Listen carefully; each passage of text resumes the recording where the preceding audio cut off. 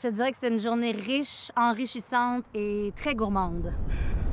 Parce que l'acidité de la rhubarbe, ajouter du sel là-dessus, m'ennuie mon sucre, m'ennuie mon sucre. Tu vois, même pas besoin de le mettre de rire en canne, on essaie déjà. Les pipes! C'est bon, donne un petit coup de main, là. Pour moi, l'Estrie, c'est de la poésie constante, que ce soit c'est pour tous les sens. Quand on se promène, t'as juste à partir en auto, à découvrir des paysages tout le temps plus surprenants. Je trouve que cette terre est généreuse, puis on n'arrive jamais au bout de la découvrir puis d'en profiter. On a commencé la journée à la Canne Blanche, donc sur une production d'œufs de canne. Un couple complètement inspirant qui se sont lancés, deux non-voyants, Coco et Maryse. Allô, Ariane! Bienvenue à la Canne Blanche. Tu vas pouvoir ramasser nos œufs de canne dans les enclos. Si tu ponces, je te garde après. On le garde après! C'est généreux, ces cannes-là, il y en a pas mal.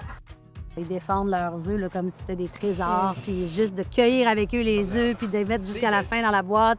Allez, ferme tes yeux, ferme tes yeux. Pour moi, ça a donné toute une autre dimension à l'idée de consommer un œuf d'ici. On t'aimait déjà, mais on t'aime encore. Un endroit cher à mon cœur où je vais déjà en famille, c'est les fermes Noël Simard. On n'a pas fini de nourrir les animaux, puis si tu veux manger avec tout le monde, il faut que tu fasses ta part. OK. Ah ouais, le match. Quand on y va, là. C'est ce que j'ai fait. J'ai nourri beaucoup les moutons et les petits ânes, les petits chevaux. Ils sont comme « Vive la télé! » Nous autres, on peut manger sans faim. J'ai déjà fait des gros jardins. Ça devient difficile, hein? Mais ça, t'appelles ça pas un gros jardin? Ben non, c'est tout petit. À l'autre bord, j'en avais bien plus grand que ça. OK. Je trouve que ça ouvre l'appétit. Je sais pas si vous êtes comme moi, là, un petit creux. Moi, cuisiner dans un environnement comme ça, avec des produits d'aussi belle qualité, je ferais ça comme tous les jours. Ça serait même pas un job. C'était super d'avoir dans l'assiette le fruit des producteurs avec qui on a travaillé aujourd'hui. C'était très, très, très chaleureux. Bon appétit!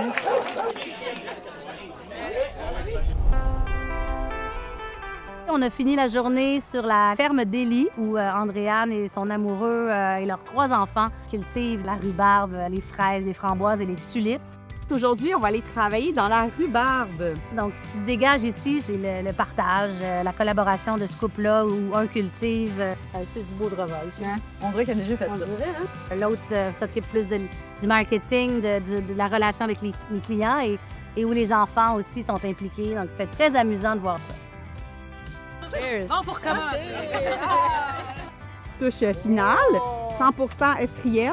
C'est local cochon. Absolument. Surtout local et savoureux.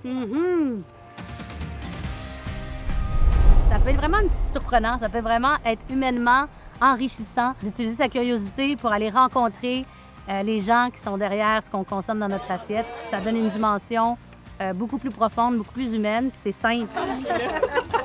Et ça donne beaucoup de valeur à son choix de consommer localement. Fait que je vous encourage à prendre le risque d'aller vers l'inconnu pour faire des belles rencontres, pas juste dans les sens, mais dans votre cœur aussi.